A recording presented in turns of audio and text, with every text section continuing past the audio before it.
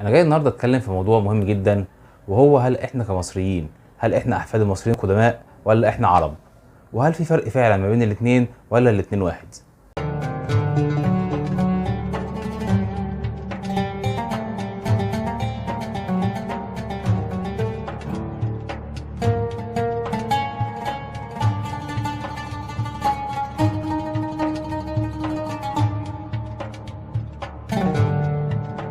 انا كنت اتكلمت عن الموضوع دوت تقريبا من اكتر من سنتين في فيديو على القناه بتاعتي على اليوتيوب. لكن اللي خلاني افتح الموضوع تاني النهارده هو الحملات اللي عاملاها الافروسنتريك اللي موجوده في اوروبا وفي امريكا، وبيقولوا ان هم اللي بنوا الحضاره المصريه القديمه. انا كنت شايف ان ابلغ رد عن الهبل دوت هو الصمت، وان احنا نتجاهل الناس دول تماما وما نردش عليهم وهم هيسكتوا لوحديهم. لكن في الغالب انا كنت غلط، واتفاجئت بوجود مناظره اتعملت على التلفزيون بين دكتور باسم يوسف وواحد من الناس اللي هم افروسنتريك دولت. والمناظره كانت ممتازه جدا، ودكتور باسم يوسف بالرغم ان هو دكتور بشري ومالوش دعوه لا بالتاريخ ولا بالاثار، لكنه رد ردود ممتازه جدا جدا جدا على الراجل، وما كانش عارف الراجل ياخد او يدي معاه. ولحد كده برضه انا كنت شايف ان ابلغ رد على الناس دي ان هو الصمت، وان احنا ما نردش معاهم وما ندخلش معاهم في جدال. لكن الصدمه ليا واللي خلتني اطلع اتكلم النهارده اني لقيت ناس كتير جدا على السوشيال ميديا، سواء يوتيوبر او مشاهير او انفلونسرز، الناس دي كلها داخلين يقولوا احنا عرب، وان احنا لازم نعتز بقومتنا العربيه، وان احنا مش مصريين قدماء، وان احنا مش فراعنه، وكلام جميل قوي كده. خليني امشي مع سيادتك ان احنا فعلا عرب وان احنا مش مصريين قدماء.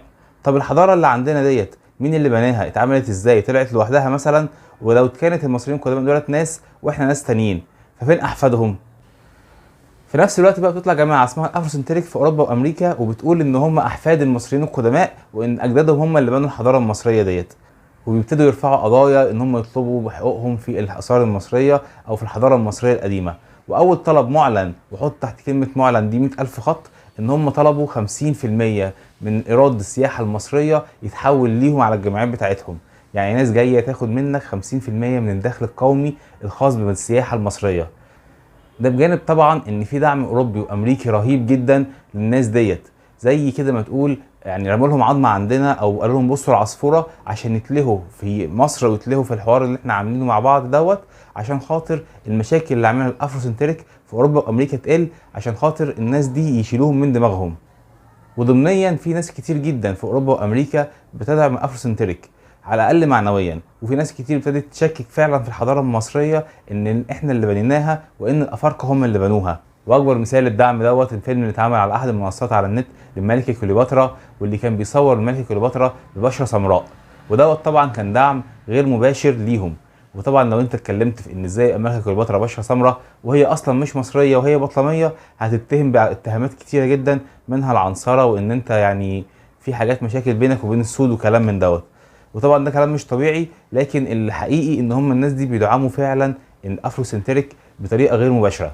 فلما سيادتك بقى تطلع وتقول ان احنا عرب وان عربيتنا اهم من مصريتنا، فانت كده سيادتك بتدعمهم بطريقه غير مباشره وبتقر في حقهم اللي هو اصلا مش حقهم في الحضاره المصريه القديمه.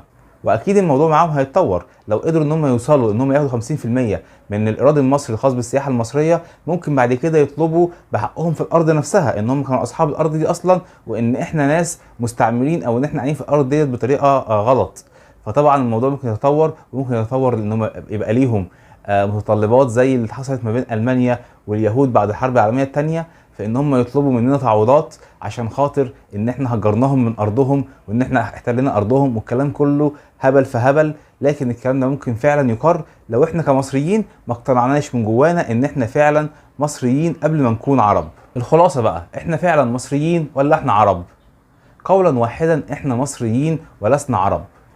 بمعنى ادق، احنا كمصريين ناطقين بالعربيه، وليس كل ما ينطق بالعربيه اصله عربي. يعني مثلا دول شمال افريقيا، المغرب والجزائر وتونس، هم دلوقتي عرب وبينطقوا بالعربيه، لكن هل هم اصولهم عربيه؟ هم اصولهم من الامازيغ، والامازيغ ديت حاجه والعرب حاجه ثانيه خالص. مثلا اخواتنا في السودان، هل هم عرب؟ هم دلوقتي عرب وبيتكلموا عربي، لكن هم اصولهم افريقيه. العرب الحقيقيين خرجوا من الحجاز وخرجوا من اليمن بس. واحنا كمصريين نفس الكلام، اتعربنا وبقينا بنتكلم العربي. لكن الكلام دوت حصل ازاي؟ احنا كمصريين اقباط، والاقباط كانوا بيتكلموا اللغه المصريه القديمه او اللغه القبطيه. ولما دخل العرب مصر، هاجر قبائل عربيه كتير جدا لمصر من اليمن ومن الحجاز. وابتدى العرب ان هم يسيبوا المصريين في المناصب الرسميه في الدوله، ان هم كل واحد موجود في وظيفه يفضل في وظيفته. لكن المصريين شويه شويه ابتدوا يخشوا في الاسلام وابتدوا يتعلموا اللغه العربيه عشان خاطر يعرفوا يصلوا ويقروا القران. وفي عهد الدوله الامويه لما جه عبد الملك بن مروان وعرب الدواوين، اقر ان الدواوين العربيه لازم تكون كلها بالناس اللي بتشتغل فيها بيتكلموا باللغه العربيه، يا اما هيسيبوا شغلهم. ففي الوقت دوت اجبر المصريين، كل المصريين اللي شغالين في المناصب الحكوميه، ان هم يتعلموا اللغه العربيه عشان خاطر يقدروا يكملوا في وظيفتهم. ومن هنا اتحولت مصر تدريجيا للغه العربيه. فليس كل ما ننطق باللغه العربيه اصله عربي، احنا مصريين قدماء، لكن احنا بننطق باللغه العربيه اللي اتعلمناها من العرب اللي دخلوا مصر في الفتح الاسلامي. والدليل على دوت ان احنا كمصريين عندنا كلمات كتير جدا من اللغه القبطيه لسه بنستخدمها لحد النهارده في اللغه المصريه. ده زائد ان المفردات النحويه في اللغه المصريه مختلفه تماما عن المفردات او طريقه النحو اللي موجود والقواعد اللي موجوده في اللغه العربيه الاصيله. وانا كنت عملت حلقه قبل كده برضو بتكلم فيها على الكلمات اللي مستخدمه من اللغه المصريه القديمه في اللغه المصريه الحديثه اللي احنا بنتكلمها دلوقتي او في اللغه العربيه المصريه. وفي الاخر زي ما انا مصري وفخور بمصريتي، انا برضو فخور بان انا لساني عربي وان انا بتكلم الحمد لله اللغه العربيه اللي هي لغه القران الكريم. واتمنى يا رب يكون انا قدرت اوصل وجهه نظري بطريقه صحيحه ومحدش يكون فهمني غلط. زي ما احنا فخورين بمصريتنا فاحنا برضو فخورين بعربيتنا، لكن لازم نتك شويه على ان احنا مصريين. وبكده نكون وصلنا لنهايه حلقه النهارده، يا رب تكون الحلقه عجبتكم. ولو اول مره بقى تشرفونا في القناه ما تنسوش تعملوا لايك وشير وسبسكرايب، واستنونا في حلقه جديده، وشكرا.